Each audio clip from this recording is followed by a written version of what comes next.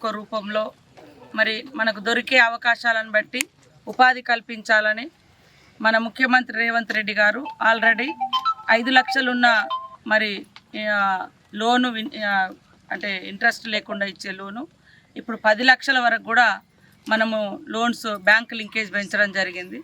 దాని నుంచి ఇట్లాంటివన్నీ కూడా మీకు అవకాశాలు కల్పిస్తే మీ కాళ్ళ మీద మీరు నిలబడగలుగుతారు. మనకు ముఖ్యంగా ఊర్లలో దొరికే వాటినే మనము ఉత్పత్తులుగా మార్కెటింగ్ చేయడానికి ప్రజలకు ఈరోజు ఇక్కడ మనకు తేనె దొరుకుతుంది ఇక్కడ ఉండే వాతావరణాన్ని బట్టి. హైదరాబాద్లో ఇంకొక వస్తువు దొరుకుతుంది, అక్కడిది ఇక్కడికి ఎట్లా కొనుక్కుంటున్నామో ఇక్కడిది కూడా అక్కడికి అమ్ముడు పోతూ ఉంటుంది.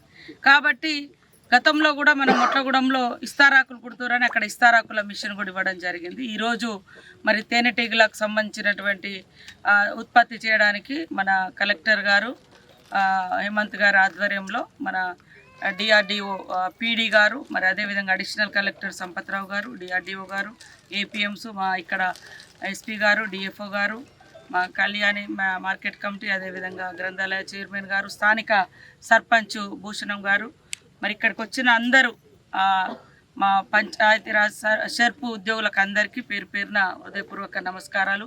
గ్రామస్తులకు మరి చుట్టుపక్కల నుంచి వచ్చిన నాయకులకు అందరికీ పత్రికా మీడియా సోదరులకు నమస్కారాలు. ముఖ్యంగా అడవికి పోతేనే బతుకు అనేది ఏదైతే ఉందో అడవిలో దొరికేటివి కూడా ఎంతో అద్భుతమైనటువంటి మరి హెల్త్ను కూడా కాపాడేటువంటి అనేకం దొరుకుతూ ఉంటాయి. కానీ రాను రాను అడవులలో దొరికేటువంటి సహజ సంపద కూడా కనుమరుగైపోయింది. దాంట్లో మనం గతంలో ఎక్కడికి పోయినా కూడా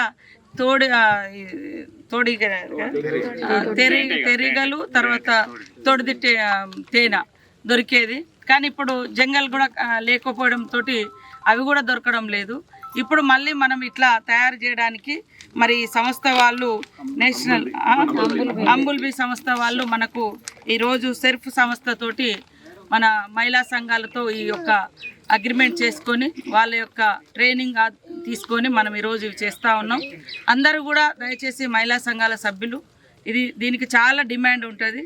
తేనె మనం ఈ తేనె కూడా ఎక్కడో సిటీలో పెంచకుండా ఇక్కడ అడవిలో పోయి మళ్ళీ అవి అడవిలో ఉండే పువ్వులను రేణువులను తీసుకొచ్చి మళ్ళీ ఆ పెట్టెలో తేనె తయారు చేస్తుంది. అందులోనే పెట్టి ఏదో మనము చేయట్లేదు, మంచి న్యాచురల్గా దొరికే తేనె. ఇప్పుడు కొండపర్తిలో మనం వాళ్ళకు ఇప్ప పువ్వు పెట్టుకోవడానికి ఇప్ప పువ్వు లడ్డు చేసుకోవడానికి మొట్టమొదట 50,000 స్టార్ట్ చేస్తే మరి వాళ్ళు ఒక 3 నెలల్లో 15 లక్షల దాకా సంపాదించారు.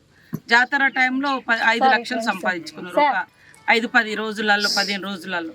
ఇప్పుడు ప్రతిరోజు ఆడ జాతర కాడ ముంగట వాళ్ళు షాప్ పెట్టుకుంటే ఇప్ప పువ్వు లడ్డుకు మినిమంగా 10,000 సంపాదిస్తున్నారు మనోళ్ళు. ఎండాకాలంలో అయితే మనోళ్ళు అంబలి కూడా చేసి అమ్మినారు అక్కడ. తేనె ఆయుర్వేదము మంచి మందు కూడా, అంటే హెల్త్కి కూడా చాలా అవసరం. కాబట్టి దీన్ని మీరు మంచిగా సేల్ చేస్తే మనం ఎక్కడో పోవాల్సిన అవసరం లేదు. అవసరమైతే అప్పుడప్పుడు ఎంగలాపురం కాడ కూడా ఒక చిన్న షెడ్ వేసుకుంటే ఆ రోడ్డు మీద మా ఆదివాసీ తేనె, అడవి తేనె, సమ్మక్క సారక్క తేనె, ఇట్లా ఏదో ఒక మీరు పేరు పెట్టుకున్న మా శక్తి అనేది మన ములుగు జిల్లాకి ఇచ్చినాం. ఇంకా దాంతో పాటు ఇక్కడ మన లోకల్ది అని వాళ్ళకి తెలియాలంటే ఇక్కడ మన బ్రాండ్ పెట్టుకొని ఈ గూడెం నుంచి ఇక్కడ నుంచి తీసుకొచ్చిన స్వచ్ఛమైన తేనె, అచ్చమైన తేనె అని ఒక మంచి క్యాప్షన్ పెడితే ఎక్కడికక్కడ కూడా మనం సేల్స్ అమ్ముకోవచ్చు. చాలా డిమాండ్ ఉన్నది.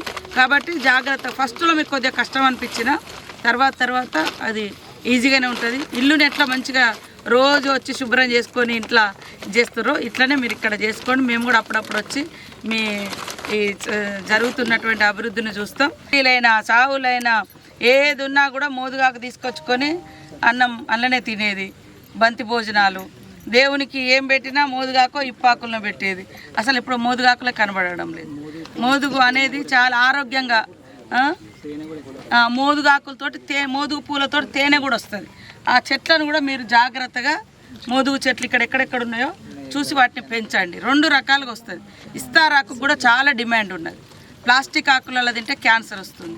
వాస్తవానికి ఇస్తారాకులలో మనం చిన్నప్పుడు మన ఊర్లలో ఇప్పటికి కూడా పెళ్ళిళ్ళు పేరంటాలు ఏమైనా ఊర్లలో మోదుగు చెట్లు ఉంటే ఆకులు తీసుకొచ్చుకొని 3 ఆకులు కలిపితే అందులో అన్నం తినేది. అవునా కాదా? గుర్తుందా లేదా మీకు? నాకైతే బాగా గుర్తుంది. నేను 3 రోజులు 4 రోజులు రాజస్థాన్లో తింటే ఏడ చూసినా అవే చెట్లు కనబడతాయి. చాలా ఇప్పుడు ఆ ఇస్తారాకులలో తింటే అన్ని రాని రోగం లేదుగా, ముఖ్యంగా క్యాన్సర్ వస్తుంది.